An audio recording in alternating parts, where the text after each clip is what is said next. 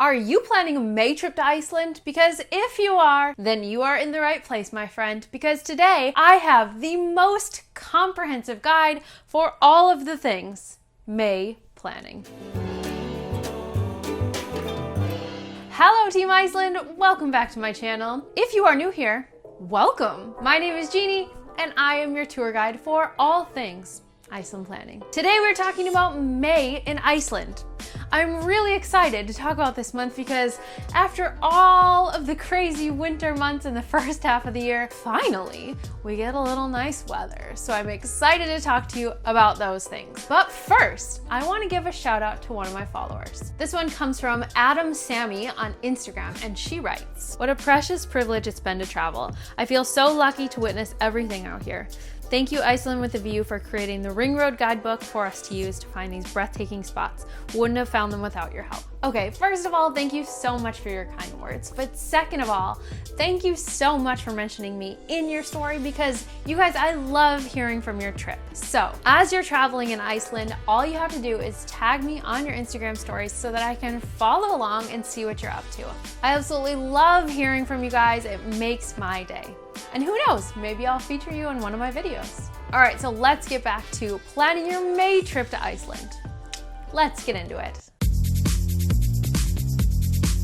First and very importantly for each month planning is the daylight hours. I said it before and I'll say it again, and May is definitely no exception, friends. So in the beginning of the month, there are 17 hours of daylight. Wow! And at the end of May, there are 20 hours. This is absolute insanity, so definitely the longest days of summer are upon us. As we're getting closer to the summer solstice, this obviously means lots and lots and lots of time to explore. With one caveat, I do want to mention that it's easy to kind of forget about what time it is and keep driving and drive late into the night because it's light out.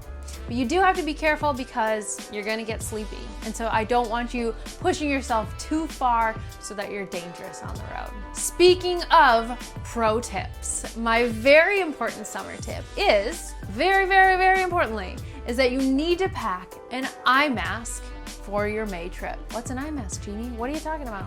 This is an eye mask, my friends. And let me tell you, this will save you so many hours of tossing and turning because when the sun is out for that long, it's literally light in the sky. It doesn't get dark, but for maybe a few hours, this will be your best friend. This one is my favorite because you can't see through it. And it's really soft and comfortable, and you just put it on your eyes and you're good to go. And now the daylight hours, they won't affect you.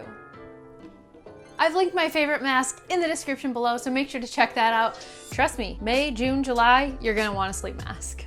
Next up for weather in May. So I love May in Iceland because everything is starting to bloom. It's starting to get so beautiful. Maybe like that typical Iceland that you're thinking about with the green, lush landscapes are starting to appear. And then also, May is the time for the lupina flower. The lupina is that beautiful purple-like flower that kind of looks like a bluebell, and it is all over the country. So people are asking me where they can see the lupina.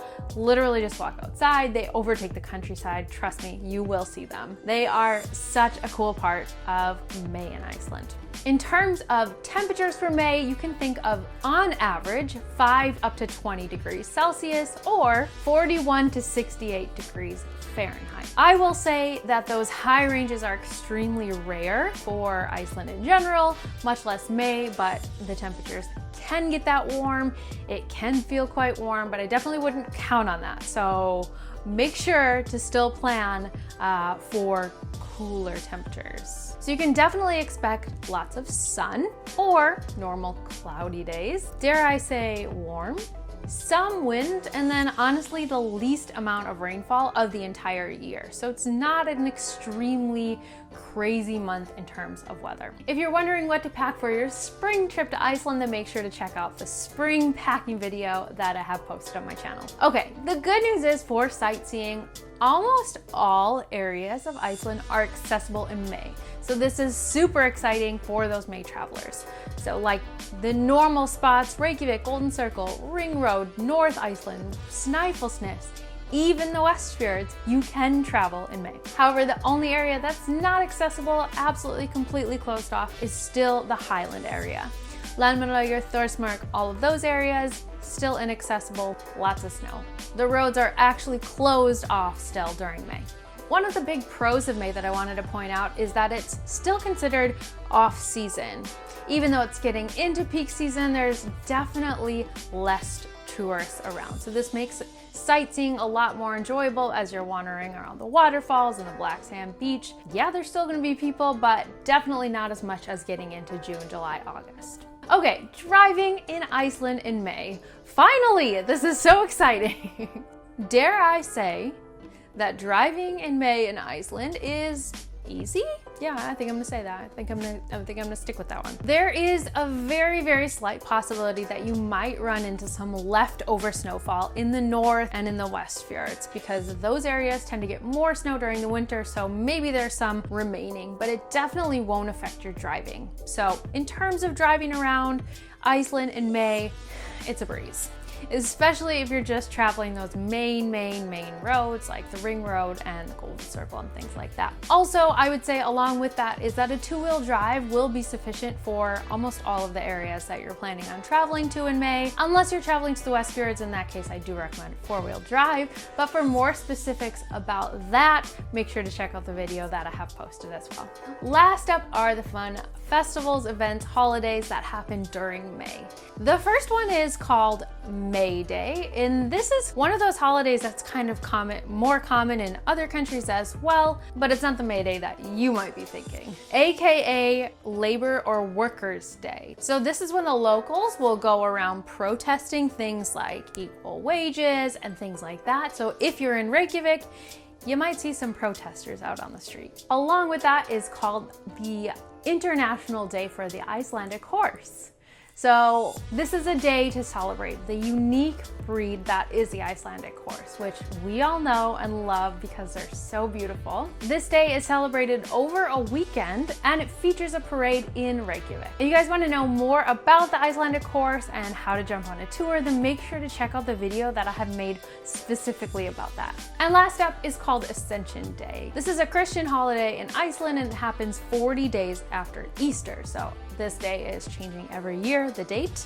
The reason that you need to know about it is because a lot of locals, including businesses, families, will close down and they'll be at home, maybe having a traditional meal, but definitely might affect some of the business hours. So definitely pay attention to the date for Easter, 40 days after that. All right, my friends, that is your roundup for all things May planning for your trip to Iceland. I hope you love this video. If you guys found the information helpful, make sure to give it a thumbs up and share it with another May traveler so that they can learn all about May in Iceland as well. Also, don't forget to check out my website, icelandwithaview.com, where I share a lot more resources for you. If you're planning your trip, you are definitely gonna wanna head over there. That's it for today, my friends. I'll see you next week for another Iceland video, but until then, happy planning.